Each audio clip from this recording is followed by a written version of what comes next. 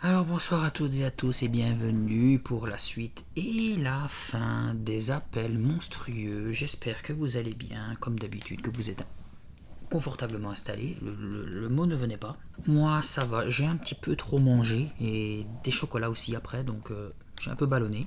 Je vais checker où j'en étais parce que moi j'ai oublié. Je me souviens que David avait fait une farce à Sandra, on va dire la boss, même si c'est des gamins, du truc de journalisme de l'école. Mais elle avait retourné la blague contre lui, donc à partir de minuit, les gamins n'ont pas arrêté de lui téléphoner.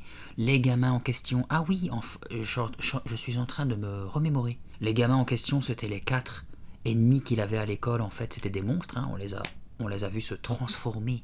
Je me demande si la chef que les monstres attendaient de voir, c'était pas son amie. Je vais essayer de retrouver le nom. Comment elle s'appelle? Jane Kim. Iris, rien à voir. Je me demande si c'est pas elle, la chef des monstres, que les monstres attendaient de voir. Comme par hasard, une petite nouvelle qui débarque dans l'école. Enfin, ça me paraît étrange. Et rappelez-vous, donc, il avait envie d'en parler à quelqu'un, mais il savait pas à qui, et il en a parlé à ses parents. Il a rencontré des monstres qui veulent mettre des graines dans la bouffe de l'école pour que les gamins, à leur tour, tous les gamins de l'école deviennent des monstres. Et on vient d'apprendre, la semaine passée, nous avons appris que les parents eux-mêmes de David étaient des monstres. Est-ce une vanne? Est-ce que c'est une blague? Genre les parents ne croient pas l'histoire du gamin et du coup, ils se moquent un petit peu de lui. Je suis sûr que l'histoire va tourner dans ce sens. Mais on va voir ça tout de suite, donc comme d'habitude, installez-vous confortablement. Je vous souhaite une bonne écoute. J'en eus le souffle coupé et faillis tomber de ma chaise. Maman et papa éclatèrent de rire. Non, en réalité nous sommes des martiens, rectifia papa. C'est faux, contesta maman, des loups-garous. Elle saisit un os de poulet et fit semblant de le ronger, comme un loup. Nous sommes des loups-garous martiens, s'écria papa en renversant la tête en arrière et en hurlant comme un loup. Et ils partirent d'un fou rire. J'étais désespéré. Mais vous devez me croire, suppliai-je, tout en réalisant que c'était inutile. Papa riait si fort qu'il en avait les larmes aux yeux. Il se les tamponna avec un coin de sa serviette. David, parfois tu m'étonnes, vraiment. Il se pencha vers moi et me tapa sur l'épaule. Quelle imagination, commenta maman en secouant la tête. Tu devrais écrire cette histoire, David. Je suis sûr que tu gagnerais un prix. Mais ce n'est pas une histoire, criai-je en colère. Je repoussai violemment ma chaise et jetai ma serviette dans mon assiette. Pourquoi est-ce que vous ne me croyez pas? Oh, mais nous te croyons, chef, s'exclama papa. Chef des monstres. Et ils s'esclaffèrent de plus belle. Je poussai un cri de rage et sortis de la salle à manger en claquant la porte. Je les entendais rire encore en montant l'escalier. Je m'enfermai à double tour dans ma chambre et boxai l'air de mes poings.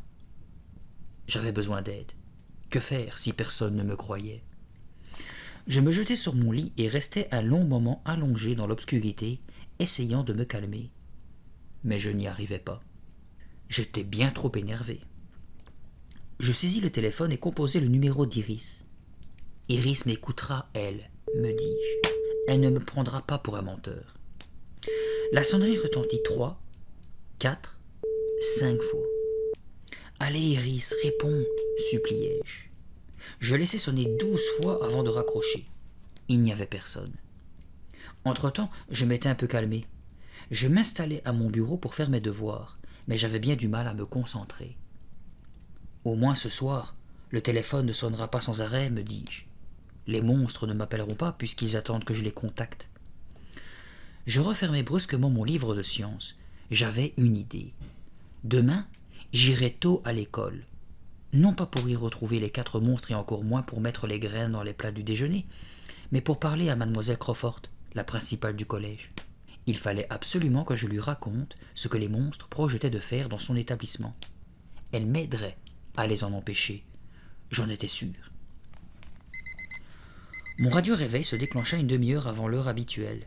Un léger bruit à la fenêtre attira mon attention. Intrigué, je traversai ma chambre et écartai les rideaux. La grêle frappait mes carreaux. La journée s'annonçait morne et grise.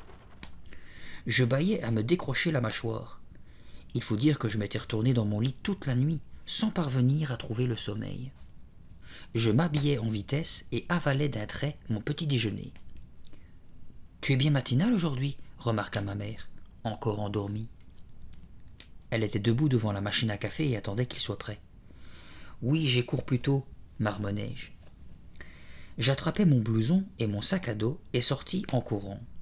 La casquette de baseball enfoncée jusqu'aux yeux, j'affrontais la pluie glacée. Il faisait un froid de loup. Il n'y avait pas âme qui vive dans les rues. En chemin, je pensais à ce que j'allais dire à mademoiselle Crawford. Je voulais être précis et ne rien oublier. L'école me parut déserte lorsque j'arrivai. Dans les couloirs silencieux, je n'entendais que le crissement de mes chaussures sur le sol. Je m'arrêtai devant le bureau réservé à l'administration. La pièce était vide. Les 2 secrétaires n'étaient pas encore arrivés.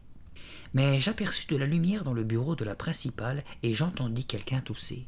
« Madame Crawford, est-ce que vous êtes là » appelai-je timidement. « Oui, répondit-elle. Qui est-ce » Quelques instants plus tard, sa tête aux cheveux gris parut dans l'entrebâillement de la porte. « David » s'écria-t-elle, surprise. « Tu m'as fait peur. Que fais-tu là si tôt »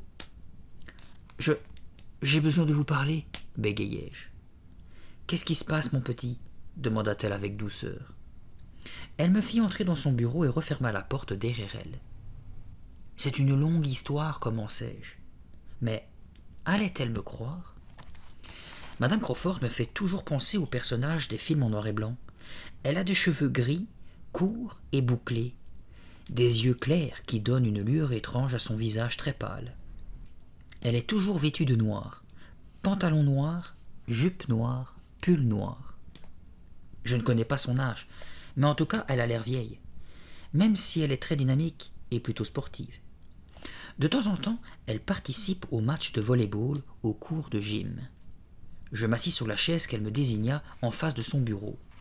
Après avoir rangé quelques dossiers, elle se pencha vers moi. « Je suis contente que tu sois venu me voir, » me dit-elle d'un ton déjà moins aimable. Son sourire avait disparu. « Ah bon ? J'avais justement l'intention de te convoquer, » poursuivit-elle. « J'ai cru comprendre qu'il y a eu quelques incidents pendant le lavage de voiture samedi dernier. » Elle attendait mes commentaires, mais je restais muet. « J'ai entendu dire que tu avais arrosé les élèves et la voiture des parents de Richard, » précisa-t-elle d'un ton sévère. « Moi ? Ce n'est pas moi qui ai commencé. Je... bafouillai-je. Elle me fit signe de me taire. Monsieur Wartman, le père de Richard, m'a appelé pour se plaindre. Il m'a dit que l'intérieur de sa voiture était complètement trempé et que... C'est de lui que je suis venu vous parler, justement. Enfin, de son fils, l'interrompis-je, me rendant compte que la conversation ne prenait pas la tournure prévue. Wart, je veux dire Richard, n'est pas un enfant. En réalité, c'est un monstre. Et vous savez, ces 3 amis sont eux aussi des monstres. Ils peuvent se transformer en énormes lézards violets. Madame Crawford me regardait d'un air ébahi, les yeux écarquillés, la bouche grande ouverte. « David, » commença-t-elle. « C'est vrai, je vous assure, insistai-je. Ce sont vraiment des monstres. Ils me l'ont dit et, d'ailleurs, je les ai vus. Wart a avalé un écureuil. Hop, comme ça. » Madame Crawford fronçait les sourcils, visiblement agacée. Je n'avais pas pensé lui raconter l'histoire de cette façon-là, mais il était trop tard maintenant. Je devais aller jusqu'au bout. « Je suis leur chef. Enfin, du moins, c'est ce qu'ils croient. Mais ce n'est pas vrai. Et ils... »« David, est-ce que tu te sens bien ?» me demanda Madame Crawford, qui s'était levée. « Ils veulent faire manger des graines aux enfants pour qu'ils se transforment en monstres, » poursuivis-je frénétiquement. « Ils veulent... » L'air inquiet, la principale fit le tour du bureau et posa une main sur mon front. « Tu n'aurais pas de la température, par hasard ? Tu me sembles un peu chaud. Si tu allais voir l'infirmière, elle arrive tôt en général. »« Non, pas l'infirmière, » m'écriai-je. « Vous ne comprenez pas. Il nous faut, à tout prix, empêcher les élèves de manger le repas de midi. Ils vont se transformer en monstres. »« Et si tu retournais chez toi, » suggéra-t-elle en se grattant la tête. « Tu n'as pas l'air bien. Quelqu'un va te ramener à la maison. » Elle saisit le téléphone. Tes parents sont peut-être encore là, je vais les appeler. » Elle ne voulait pas me croire. « Non, ce n'est pas la peine, » dis-je en me levant brusquement. « Je vais bien, je vous assure. Je blaguais. Je suis désolé pour la voiture de M. Watman. C'était un accident. Le tuyau m'a glissé des mains. » J'étais sorti à reculons et j'avais presque atteint la porte. « David, attends, » insista Madame Crawford. « Je pense vraiment que tu devrais voir l'infirmière. Tu m'as l'air bien énervé. Peut-être que si tu lui parlais… » « Je vais bien, je vous assure, » répétai-je. Je parvins enfin à m'échapper, mais dans le couloir, je tombai sur Wart et ses 3 copains. « Hé !» m'écriai-je, surpris. « Qu'est-ce que vous faites ici ?»« Content que tu te joignes à nous, chef, » chuchota Wart en jetant un coup d'œil dans le couloir. « C'est bon, allons-y. »« Où ça ?» demandai-je, inquiet. « À la cantine. » Pris de panique, je me retournai pour appeler Madame Crawford, mais elle était restée dans son bureau et ne pouvait pas m'entendre. Je dus suivre Brenda dans l'escalier qui descend en cuisine. Wart et Danny m'encadraient. Jeffrey fermait la marche. Je n'avais pas le choix. J'étais obligé de les accompagner. La porte des cuisines était ouverte. Une odeur chatouilla mes narines. Qu'y avait-il au menu aujourd'hui ? Du thon grillé peut-être. Les cuisinières qui travaillaient au fourneau bavardaient gaiement. On pouvait entendre le bruit de casserole, le sifflement d'une cocotte minute, une toux, des rires. Brenda se retourna brusquement et me mit quelque chose entre les mains. « Le sac !»« À toi l'honneur, chef, » murmura-t-elle d'un ton solennel. « C'est à toi de cacher les graines dans la nourriture. »« Écoutez, il faut que je vous parle, » suggérai-je. « Souvenez-vous que je vous ai demandé d'attendre jusqu'à ce que… » Je me collai contre le mur de peur qu'ils essaient de m'envoyer de force dans la pièce. Je ne voulais pas de cet honneur-là. « Nous n'avons pas le choix, » chuchota Jeffrey d'un ton autoritaire. « Tu as envie que la mission réussisse, oui ou non ?»« Bonne chance, » dit Brenda, tandis que Danny et Jeffrey me poussaient fermement vers la cuisine. Dans un premier temps, la lumière vive des néons m'éblouit. Mais, une fois mes yeux habitués, je distinguai les 3 femmes en uniforme et tablier blanc. Elles se tenaient devant les fourneaux au fond de la pièce. Si l'une d'elles se retournait, elle me repérerait immédiatement. Je me faufilai jusqu'à l'armoire métallique près de la porte. Devant moi s'étirait un long comptoir en aluminium, brillant de propreté. D'énormes récipients remplis de nourriture étaient préparés. Il y avait un grand plat de macaroni au fromage, un autre de brocoli à la vapeur, et un 3e de thon grillé. Une dizaine de pas à peine me séparaient maintenant du comptoir. Je pouvais l'atteindre sans difficulté, verser le contenu du sac dans l'un des plats, et revenir vers la porte en moins de 10 secondes.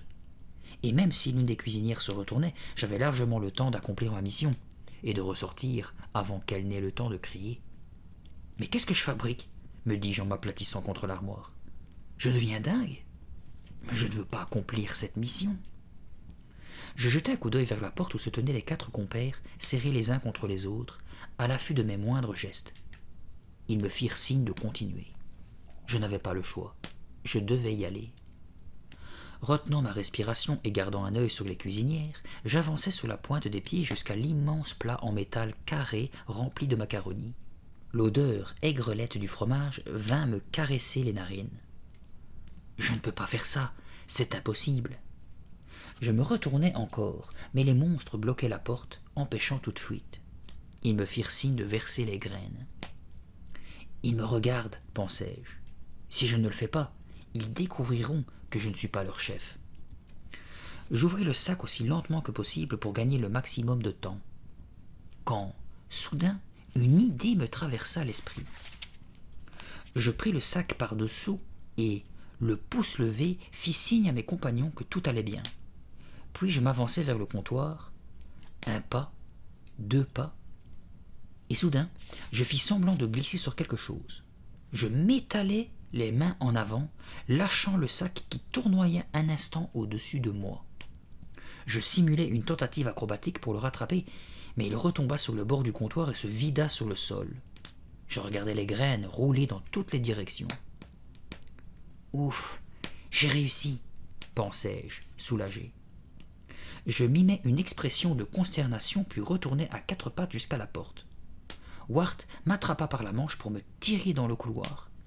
« Je suis vraiment désolé, murmurai-je, secouant la tête comme si j'étais au comble du désespoir. J'ai tout fait rater. Aucune importance, dit Jeffrey en sortant un autre paquet de graines de la poche de son blouson. Nous en avons toujours 2, chuchota Brenda. Au cas où. Quelle chance, m'exclamai-je en essayant de masquer ma contrariété. Retourne-y immédiatement, dit Wart en me poussant. Cette fois-ci c'est la bonne, chef. Nous sommes avec toi. Sur le pas de la porte, j'attendis quelques instants que mes yeux s'habituent de nouveau à la forte lumière et m'assurai que les cuisinières n'avaient pas changé de place. Je me glissai ensuite vers le comptoir et atteignis le plat de macaroni fumant. Après un bref instant d'hésitation, je versai le contenu du sac sur le plat, puis fis demi-tour sur la pointe des pieds. J'avais presque atteint la porte quand je vis Brenda faire un mouvement circulaire avec la main. « Remue-les !» chuchota-t-elle. « Quoi ?» « Il faut mélanger les graines dans le plat pour qu'on ne les voie pas. » Je retournai au comptoir, pris une longue cuillère en bois et remuai les macaronis. Je n'avais pas fait 3 pas que 2 mains robustes agrippèrent mes épaules. « Qu'est-ce que tu fais là, jeune homme » aboya une voix. Forcé de me retourner, je vis devant moi le visage grimaçant de madame Marshall. « Qu'est-ce que tu fais là » répéta-t-elle. Madame Marshall est notre cuisinière préférée. Elle a toujours un mot gentil pour chacun, à la cantine, quand elle fait le service. Mais là, elle ne plaisantait pas. Aucun élève n'a le droit d'entrer dans les cuisines, et encore moins à une heure si matinale. Ses cheveux noirs, bouclés, serrés dans son bonnet de cuisine, elle hochait la tête, attendant ma réponse. « Madame Marshall, ne servez sous aucun prétexte les macaronis, chuchotai-je le plus doucement possible, afin que les monstres ne m'entendent pas. « Hein ? Parle plus fort, mon garçon, me dit-elle en me dévisageant avec curiosité. « Ne servez pas les macaronis, murmurai-je un tout petit peu plus fort. S'il vous plaît, faites en sorte que personne ne mange les macaronis. »« Mais qu'est-ce que tu dis ? Pourquoi est-ce que tu parles si bas ? » ?»« Ne servez pas les macaronis, répétai-je. Ils sont empoisonnés. » Elle poussa un grognement de colère. « Jeune homme, sache que nos macaronis sont délicieux. J'en ai vraiment assez qu'on dise du mal de notre cuisine. » « Elle a raison, intervint madame Davis, sa collègue, en agitant sa cuillère en bois. Nous préparons les plats comme ceux de la maison. Et nous avons assez d'entendre ces plaisanteries idiotes. Je ne comprends pas pourquoi on boude notre cuisine. »« Ça ne nous fait pas plaisir, tu sais, dit madame Marshall. »« Il y a du vrai gruyère sous les macaronis, poursuivit madame Davis, et ce sont aussi de vraies pâtes, avec du vrai beurre. »« Absolument, appuya une 3e cuisinière, dont je ne connaissais pas le nom. Fais-les lui goûter, Alice, qu'il voit comme ils sont bons. » Madame Marshall se pencha vers moi. « Bonne idée, si tu en prenais un petit bol, dit-elle en se dirigeant vers le comptoir. « Allez, goûte-les, dit madame Davis. Comme ça, tu diras aux autres élèves qu'ils peuvent les manger sans crainte. »« Non, non, merci, bafouillai-je en reculant jusqu'à la porte. J'ai pris un énorme petit déjeuner ce matin. » Je m'enfuis en courant et retrouvai mes sinistres compagnons qui me félicitèrent. « Bravo, chef, tu as réussi !» s'écria Wart. Ils se mirent à rire et à applaudir et me donnèrent des tapes dans le dos. « Maintenant, nous n'avons plus qu'à attendre l'après-midi, dit Brenda, et le collège sera rempli de monstres. » À midi, je n'allais pas à la cantine malgré la faim qui me tenaillait le ventre. Je ne voulais pas voir les élèves manger leurs macaronis et avaler, sans le savoir, les graines qui les transformeraient en horribles monstres violets. L'école va être remplie de lézards hideux, pensai-je, atterré. Et tout ça par ma faute. Dans l'après-midi, je n'arrivais pas à me concentrer sur ce que disaient les professeurs tellement j'étais occupé à observer mes camarades. Iris essaya de me parler, mais je fis semblant d'écouter le cours attentivement. Je guettais avec anxiété les moindres signes de changement, mais rien ne se produisit. Pas de peau violette couverte de pustules, pas de longues langues râpeuses. Les élèves semblaient normaux. Après l'école, les 4 monstres m'attendaient dans la cour.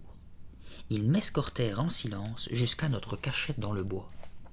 Fou de colère, Wart donna des coups de pied dans les cailloux qui se trouvaient sur son passage. Danny et Jeffrey le suivaient, l'air morne. « Ça n'a pas marché, » dit Brenda. Les enfants ne se sont pas transformés. Qu'est-ce qui a bien pu se passer demanda Wart. Il semblait attendre que je leur donne des explications. Elle m'échappa brusquement. Les enfants n'ont pas mangé de macaroni. Je me serais donné des gifles d'avoir parlé sans réfléchir. J'avais vendu la mèche. Quoi s'exclamèrent-ils en me regardant d'un air hargneux, les sourcils froncés. Vous savez bien que personne ne mange jamais de macaroni, ajoutai-je. J'en avais trop dit pour m'arrêter. Je poursuivis donc. C'est une sorte de règle au collège. Depuis des années et des années, personne n'y touche. Je commençais à me sentir mal.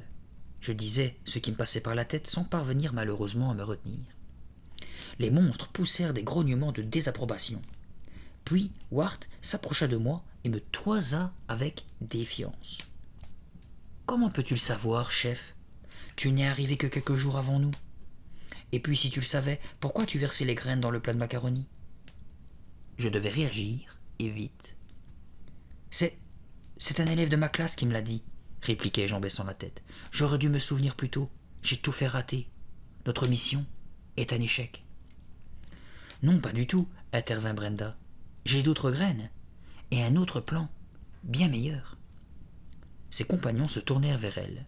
« Dis-le-nous, » demanda Jeffrey. « Il reste très peu de temps avant que les graines perdent leur pouvoir. »« C'est simple, » dit Brenda en haussant les épaules. « Nous n'avons qu'à faire des cookies, y glisser les graines et les distribuer gratuitement à la vente de gâteaux samedi. »« Excellente idée, » approuva Danny. Wart et Jeffrey poussèrent des cris de joie. « Chaque enfant aura droit à un ou plusieurs cookies, » expliqua Brenda en affichant un sourire diabolique qui me glaça de la tête aux pieds. Sans aucun doute, c'était un plan très rusé. Personne à l'école ne laisserait passer l'occasion de manger des cookies gratuits. « Qu'en penses-tu, chef ?» demanda Wart. « Que penses-tu de ce plan? Est-ce qu'il faut le mettre à exécution ?» Les monstres avaient le regard rivé sur moi, attendant ma réponse avec impatience. Je réfléchissais à toute vitesse. Il fallait trouver quelque chose, sinon j'allais au-devant de gros ennuis. « Eh bien, le plan de Brenda ne me plaît pas beaucoup, » déclarai-je en m'efforçant de prendre un ton autoritaire. Pourvu qu'il ne remarque pas, comme mes genoux tremblent, pensai-je. Il vaut mieux attendre un meilleur moment, continuai-je. D'ici là, nous pourrions peut-être planter les graines dans la terre et voir si elles poussent. Ainsi, nous en obtiendrons des milliers et des milliers d'autres. C'était une idée idiote, je le sais bien, mais c'est la seule qui me soit venue à l'esprit. Je me demandais si elle leur plairait plus que celle de Brenda, mais je compris rapidement qu'il n'en était rien. J'avais fait la gaffe de ma vie. « Qu'est-ce que tu dis? Enterrer les graines ?» cria Brenda. Les monstres se rapprochèrent de moi et formèrent un cercle très serré. Impossible de m'échapper. J'étais bel et bien pris au piège. « Es-tu réellement notre chef ?» m'interrogea Wart. Danny et Jeffrey ricanaient. « Un chef ne nous demanderait jamais d'enterrer les graines d'identité, » insista Jeffrey d'un ton très menaçant. « Prouve-nous que tu es notre chef, » ordonna Wart, en collant son visage contre le mien. « Oui, prouve-nous que tu es bien un monstre, » ajouta Danny.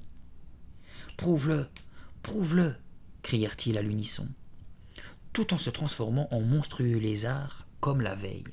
« Prouve-le, prouve-le, prouve-nous que tu es un monstre » scandaient-ils. Ils avaient resserré le cercle autour de moi et piétinaient lourdement le sol en claquant des mâchoires de façon agressive. Je crus ma dernière heure arriver. « Prouve-le, prouve-le » Je restais pétrifié, à court d'idées. Leurs longues langues claquaient près de mon visage. « Prouve-nous que tu es l'un des nôtres. Transforme-toi maintenant. Montre-nous que tu peux te transformer, comme nous. » Je cherchais désespérément une idée. « Transforme-toi, transforme-toi. » Ils allaient découvrir la vérité. Je pensais qu'il valait mieux tout leur avouer et implorer leur pardon. « Les gars, » commençai-je. Un cri strident retentit alors, couvrant l'horrible rengaine des monstres. « Arrêtez tout de suite !» Iris sortit de derrière les buissons et nous rejoignit. Époustouflée par son courage, je la regardai bouche bée. Les 4 monstres émirent des grognements de surprise et firent rouler leurs yeux de colère. « Je suis le second du chef, » déclara-t-elle d'une voix ferme. « Je suis son sergent. » Les monstres rentrèrent leur langue dans leur gueule et observèrent Iris en silence. Le chef et moi avons décidé de ne pas nous transformer maintenant, car nous n'avons pas de temps à perdre. Nous pensons qu'il est beaucoup plus urgent de commencer à préparer les cookies. Hurrah! Crièrent les monstres en applaudissant Iris frénétiquement. Merci, sergent. Dit Brenda. Je suis contente que tu apprécies mon plan. C'est un bon plan, affirma Iris. Nous transformerons tous les élèves en monstres. Allons vite chez moi faire les gâteaux. Les lézards manifestèrent une nouvelle fois leur joie en faisant claquer leur langue, puis ils redevinrent les enfants que je connaissais. J'en profitai pour me pencher vers Iris et lui murmurer à l'oreille. « Iris, tu es vraiment des leurs ?»« Oui, chef, » dit-elle à voix haute sans quitter les monstres des yeux. « Ne t'inquiète pas, tout ira bien. » J'ouvris la bouche pour parler, mais aucun son n'en sortit. Je ne pouvais y croire. Iris, un monstre. Nous refîmes le chemin à travers le bois. Le soleil de cette fin d'après-midi d'hiver disparaissait déjà derrière les arbres dénudés, et le froid s'installa très vite.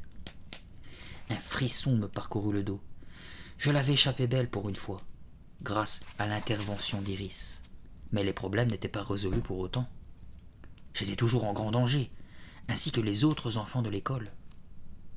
Nous arrivâmes chez Iris et nous installâmes dans sa cuisine. Au bout de quelques minutes, profitant de ce que les monstres pétrissaient la pâte, je tirai Iris à l'écart dans le couloir.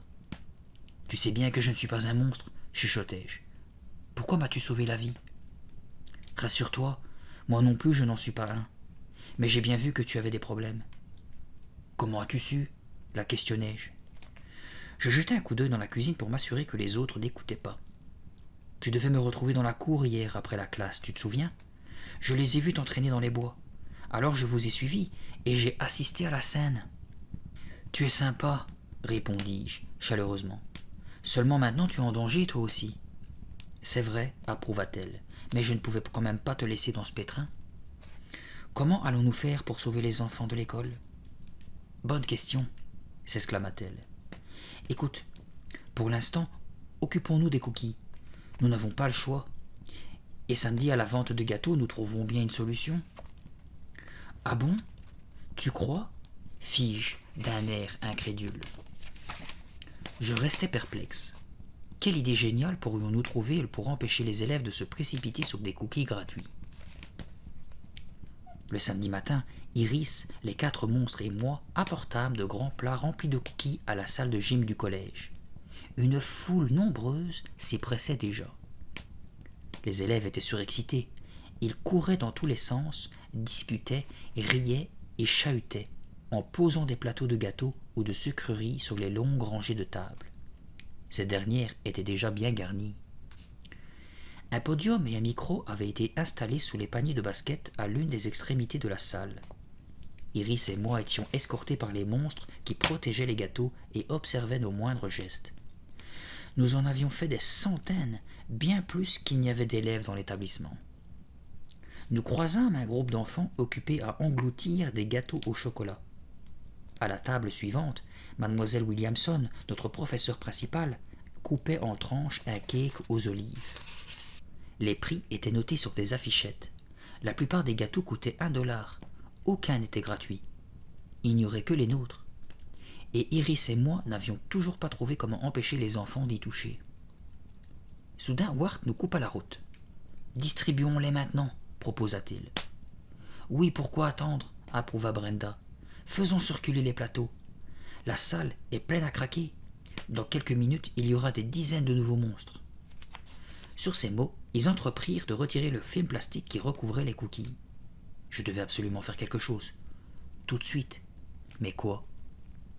Alors que Wart m'enlevait le plateau des mains, j'eus une idée. Je m'élançai dans la foule en jouant des coudes et atteignis le podium. Sandra s'apprêtait à faire un discours de bienvenue. « Votre attention, s'il vous plaît !» criai-je dans le micro. Les haut-parleurs émirent un sifflement aigu et tout le monde se retourna. Mon appel était répercuté en écho par les murs de la salle.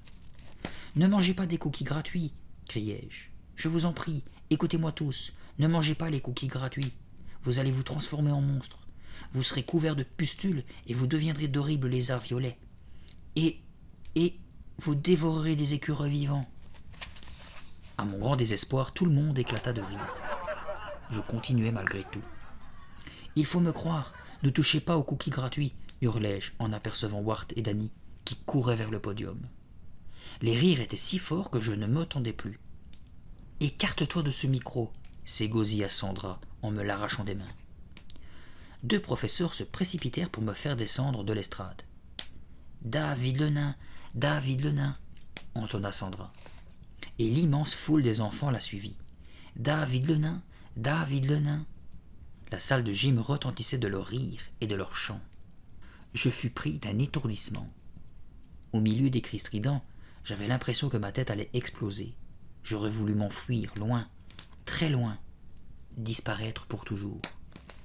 Comment pourrais-je les sauver s'ils se moquent de moi et ne me prennent pas au sérieux ? Me demandai-je. Que faire maintenant ? Puis j'eus une autre idée, un plan encore plus désespéré que le précédent. Je devais manger tous les cookies. Il ne me restait que quelques secondes pour agir. David le nain. Sandra continuait à hurler dans le micro. D'un coup d'épaule, je me frayai un passage dans un groupe d'élèves en train de crier. Je m'approchai de Wart qui tenait le plateau à 2 mains, pris une pleine poignée de cookies et m'apprêtai à les enfourner dans ma bouche. « Aïe !» criai-je. Quelque chose venait de s'écraser sur ma tête. Je n'étais pas blessé, simplement ébranlé. Je portai ma main à mon front et sentis une matière gluante sous mes doigts. On m'avait lancé un morceau de tarte au chocolat. Les enfants rirent de plus belle. Sandra accourut et me prit en photo. « Hé !» criai-je en colère. « Non, arrêtez !»« David le nain !»